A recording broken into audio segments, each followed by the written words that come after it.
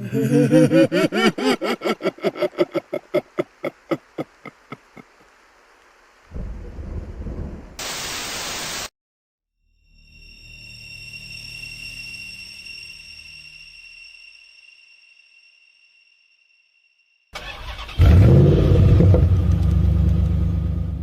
well do you really know the strangers you let into your car? What would you do if a passenger knew things about you they couldn't possibly know? And what if the ride you thought was over was just beginning? My name is Daniel Reese, and I've been driving for Uber in Seattle for 2 years. It started as a side gig to help pay off student loans, but after I got laid off from my tech job 9 months ago, it became my full-time income. I know this city like the back of my hand. Capitol Hill, Belltown, Fremont, the University District. I've driven every street, learned every shortcut, picked up passengers from every neighborhood. You develop instincts doing this work. You learn to read people in the first 5 seconds. The way they open the door tells you everything. Hesitant means they're new to rideshare apps. Confident means they're regulars. Aggressive means trouble. In 2 years, I'd only had to cancel 3 rides because the passenger made me uncomfortable before they even got in the car. It was a Thursday night in October just after 9 p.m. I'd been driving since noon, mostly short trips around downtown, airport runs, the usual. I was planning to call it quits around 11, head home to my apartment in Wallingford, heat up some leftover pizza, and crash. My rating was 4.94, which I was proud of. I kept my car clean, didn't make unwanted conversation, had phone chargers for both iPhone and Android, and always had bottles of water in the back seat. The request came through while I was sitting in a QFC parking lot on Broadway finishing a coffee. Pickup at an address on 15th Ave, drop-off in Magnolia. The passenger rating was 4.87, which was decent. Name, Michael K. No photo, just the default gray silhouette. 3-minute ETA to pickup. I accepted and headed north on 15th. The pickup location was a quiet residential street, lined with older houses and apartment buildings. No bars or restaurants nearby, which was unusual for that time of night. Most of my evening rides started at bars or ended at them. I pulled up to the address and turned on my hazards. The app showed the passenger was at the location, but I didn't see anyone on the street. I waited, watching the timer count down from 5 minutes. If they didn't show, I'd get a cancellation fee and move on to the next ride. At the 4-minute mark, my passenger door opened. He slid into the back seat so smoothly I barely registered the movement. One moment the seat was empty, the next he was there, settling in, closing the door with a soft click. "Michael?" I asked, glancing in the rearview mirror. "That's right." His voice was quiet, measured. He looked to be in his 40s, wearing a dark jacket and jeans. Nothing remarkable about him. Average height, average build, clean-shaven with short brown hair, the kind of face you'd forget 5 minutes after seeing it. I pulled away from the curb and followed the GPS route toward Magnolia. The app estimated 18 minutes for the trip. The passenger sat perfectly still in the back seat, hands folded in his lap, looking out the window. I've learned that silence is usually golden with passengers. Some people want to chat, and they'll initiate. Most people want to scroll through their phones or stare out the window, and I respect that. But something about this particular silence felt different, heavier. We drove for about 5 minutes before he spoke. "You've been doing this for a while, Daniel." I tensed. Passengers don't usually know my name unless they're paying attention to the app, and even then, most don't bother learning it. But the way he said it, with that quiet certainty, sent a small chill down my spine. "About 2 years," I replied, keeping my voice neutral and professional. "Must get tiring. All these strangers getting in and out of your car, never knowing who you're going to pick up next." "It's a job," I said. "I don't mind it." "You live alone, don't you?" My hands tightened on the steering wheel. "I'm sorry, what?" "In Wallingford. That apartment building on 45th, 3rd floor, Unit 304. My blood ran cold. I glanced in the rearview mirror, trying to see his face more clearly, but he was looking out the side window, his expression unreadable. "How do you know where I live?" I kept my voice steady, but my heart was hammering against my ribs. "I know a lot of things, Daniel." He turned to look at me then, his eyes meeting mine in the mirror. They were pale, gray or blue, hard to tell in the dim light from the dashboard. "I know you graduated from UW in 2019 with a degree in computer science. I know you worked at a startup called Vertex until they had layoffs in January. I know your parents live in Spokane and you only talk to them about once a month." "Who the hell are you?" I demanded. My mind was racing through possibilities. Was this some kind of stalker? A private investigator? Someone from my past I didn't remember? Just a passenger who needs a ride to Magnolia. His voice remained calm, almost pleasant. "Keep driving, Daniel. We're not even halfway there yet." I considered canceling the ride, pulling over, telling him to get out. But we were on a relatively empty stretch of road, and something about the way he sat there, so calm and still, made me think that wouldn't go well. Better to finish the trip in a public area, drop him off, and then deal with it. "You're making me very uncomfortable," I said, trying to sound firm. "I'm going to have to report this conversation to Uber." "Of course, that's your right." He didn't sound concerned. "But you won't, because you're going to want to understand what's happening here. And you can't understand if you report me and never see me again." "I don't want to see you again." "Yes, you do. You're curious. You want to know how I know these things about you. You want to know what I want." He leaned forward slightly, still not threatening, just conversational. "You're thinking maybe I hacked your account. Maybe I'm someone you knew from college.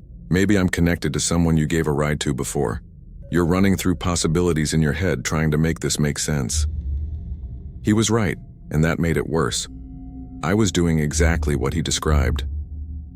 "I also know you had a girlfriend named Sarah," he continued. "You dated for 2 years. She broke up with you last summer because she said you weren't ambitious enough. That hurt, didn't it? Made you question yourself." "Stop," I said quietly. "Just stop talking. You've been lonely since then. You go on dates occasionally, but nothing sticks. You spend most nights driving or alone in your apartment watching Netflix, wondering if this is all your life is going to be." I said stop. My voice was louder now, shaking with anger and fear. He leaned back again, returning to that perfectly still position. "My apologies. I didn't mean to upset you. I'm just demonstrating that I know you, Daniel. Really know you. And that knowledge means something." We drove in silence for another minute. I was barely paying attention to the road, my mind spinning. Everything he'd said was true, every single detail. But how? My social media was private. I didn't share personal information with passengers. I kept my work life and personal life completely separate. "What do you want from me?" I finally asked. "Nothing at all. I'm just a passenger." Bullshit. People don't learn everything about their Uber driver for no reason. "You're right. I have a reason."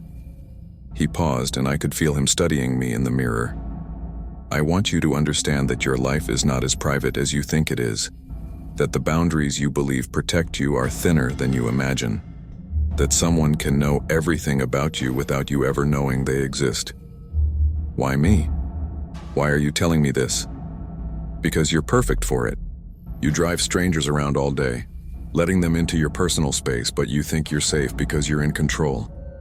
You're the driver. But you're not in control, Daniel. You never were." The GPS indicated we were 3 minutes from his destination. I couldn't wait to get rid of him. My phone was in the cup holder next to me, and I was already planning my next move.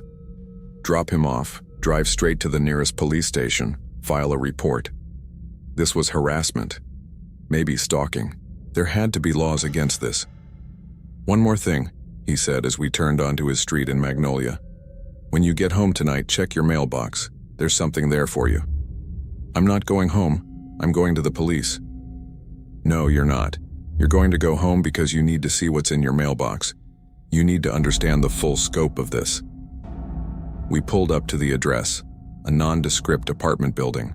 He opened the door and stepped out. then leaned down to look at me through the open door. "Thank you for the ride, Daniel. 5 stars." He smiled, and there was something wrong with that smile. Not threatening, but empty. Like a mask. "I'll be seeing you again soon." He closed the door and walked toward the building. I watched him go, my hands still gripping the steering wheel so hard my knuckles were white.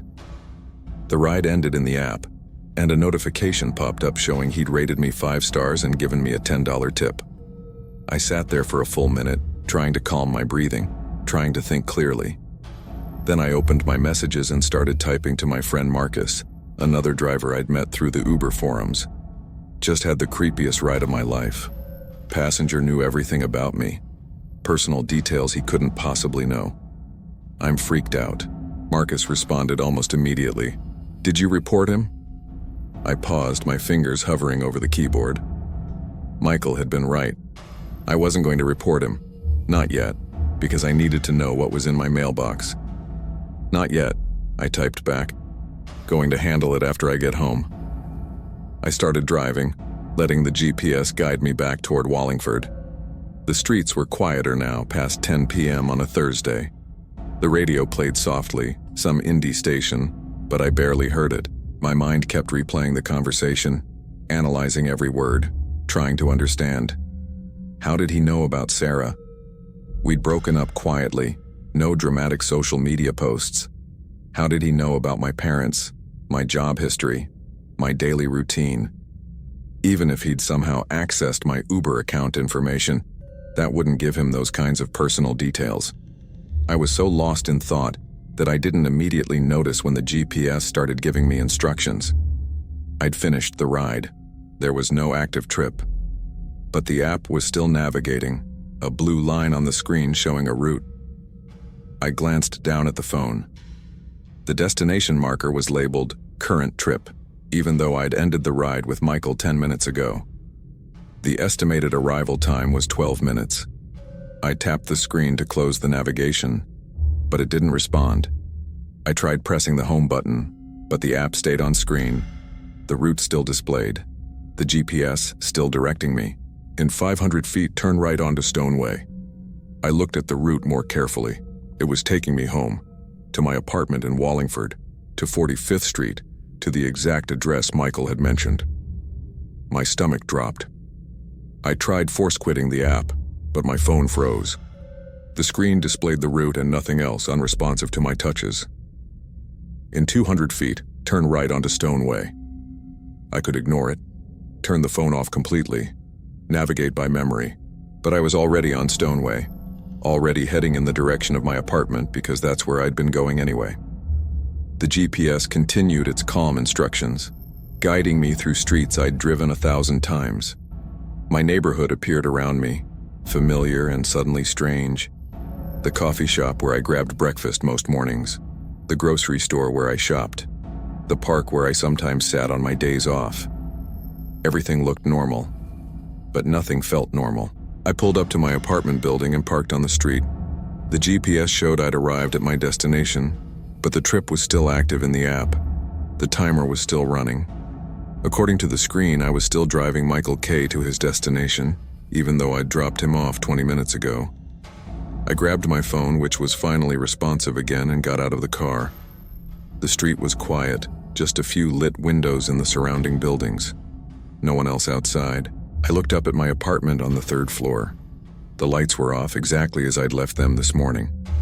The mailbox was in the small lobby of the building. I unlocked the main door and stepped inside, the fluorescent light flickering overhead. My mailbox was one of 12 built into the wall, brass and slightly tarnished. I unlocked it with my key. Inside was a manila envelope.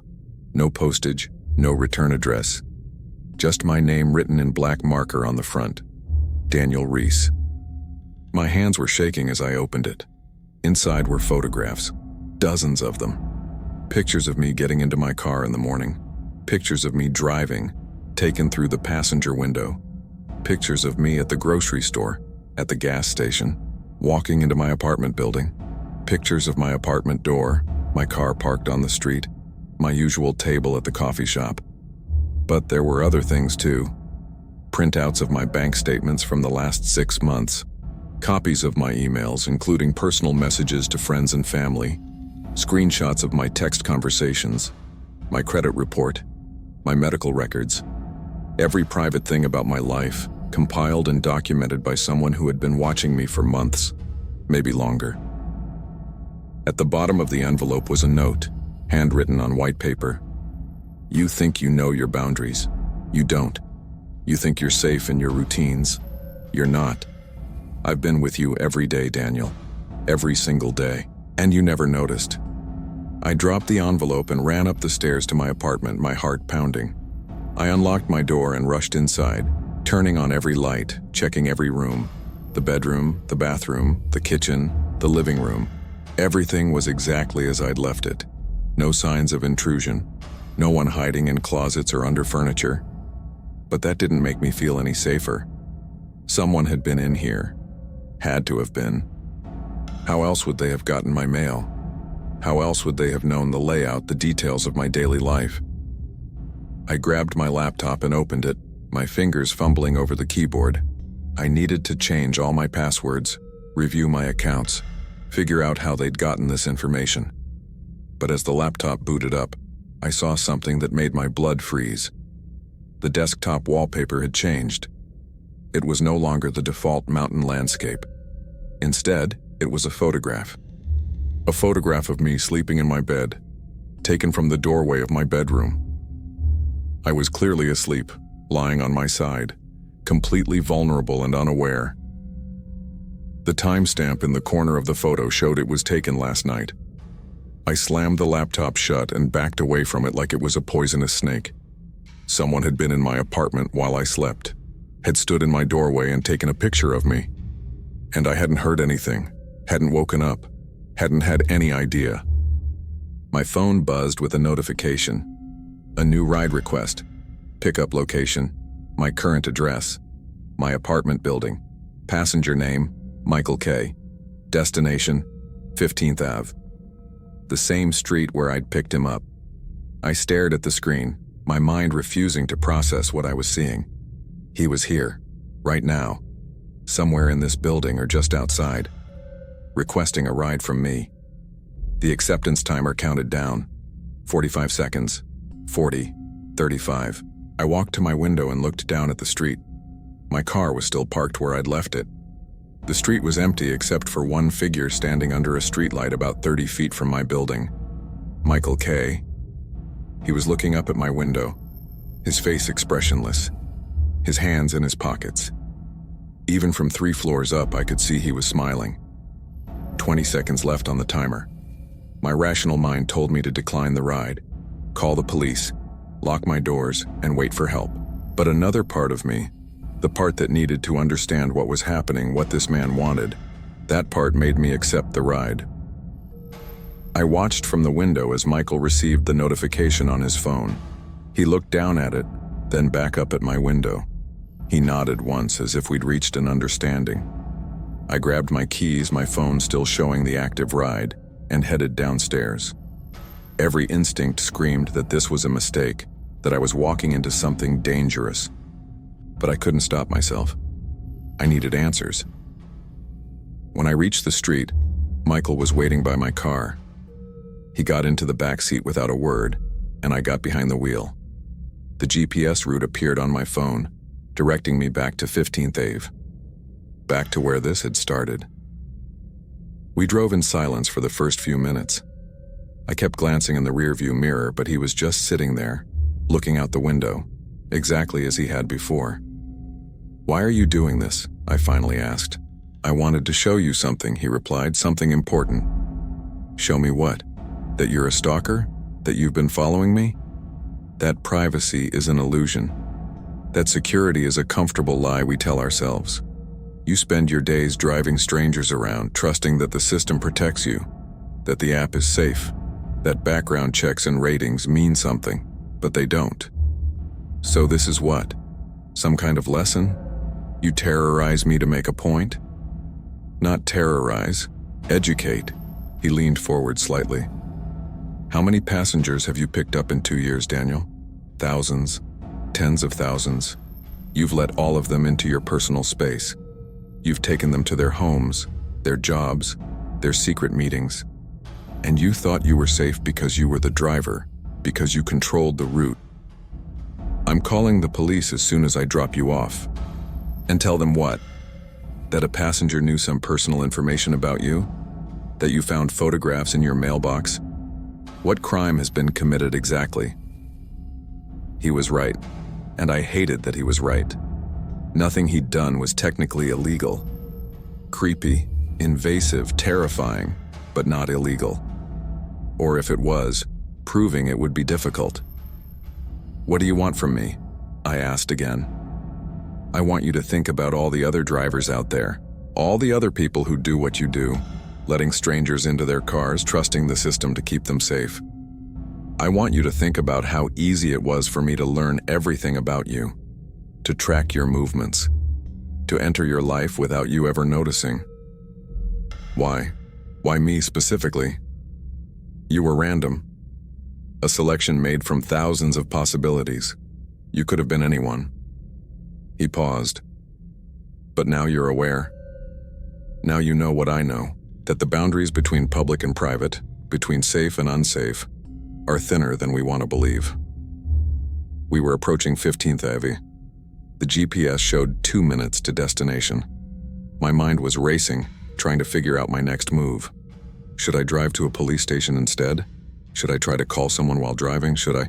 You're thinking about deviating from the route, Michael said. Driving somewhere else, somewhere public, somewhere safe. Get out of my head, I said through clenched teeth. I'm not in your head, I'm just observant. It's what people do when they're scared.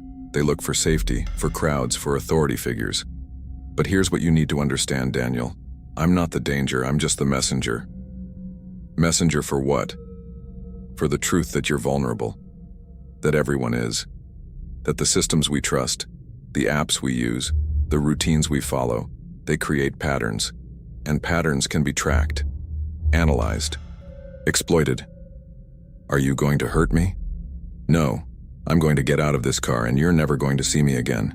But you're going to remember this night for the rest of your life.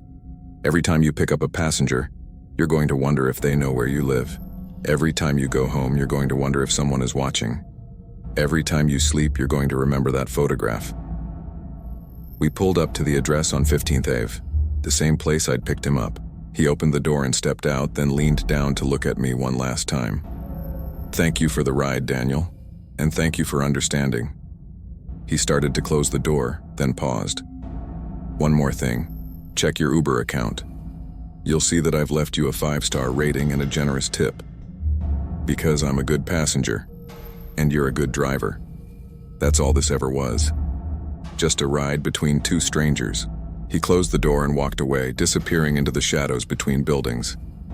I sat there, the engine running, my hands trembling on the wheel.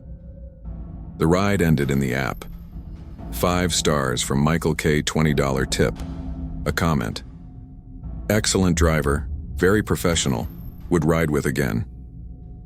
My phone buzzed with a new ride request. Different passenger, different location. The app wanted me to keep driving, to continue my shift, to move on as if nothing had happened. I declined the ride and all the subsequent ones that popped up. I drove home slowly, checking my mirrors constantly, looking for any sign that I was being followed. The streets seemed full of shadows now. Every parked car potentially occupied, every darkened window potentially hiding someone watching. Back at my apartment, I changed all my passwords, installed security cameras, put extra locks on my doors.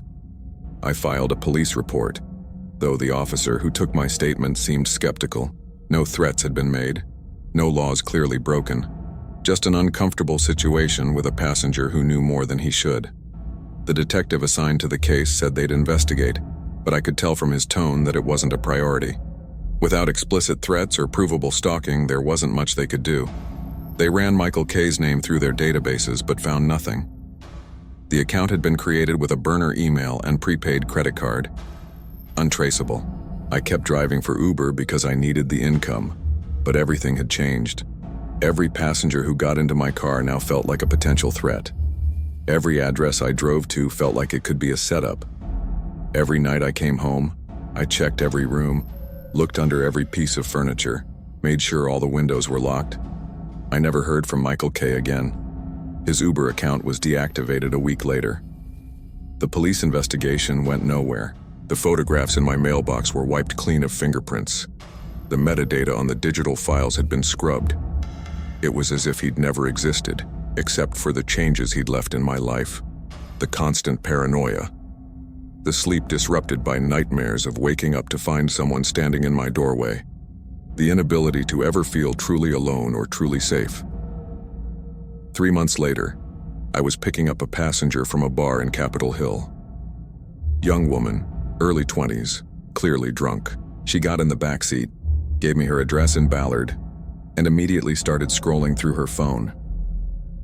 As I pulled away from the curb, she said something that made my blood run cold. "You know, my boyfriend drives for Uber too. He says the weirdest thing happened to him a few months ago. Some passenger knew all this personal stuff about him. Really freaked him out." I glanced at her in the rearview mirror. "What was his name? Your boyfriend?" "Tyler. Tyler Chen." "Why? Did he ever find out who the passenger was?" "No, guy just disappeared. Tyler filed a police report and everything, but nothing came of it."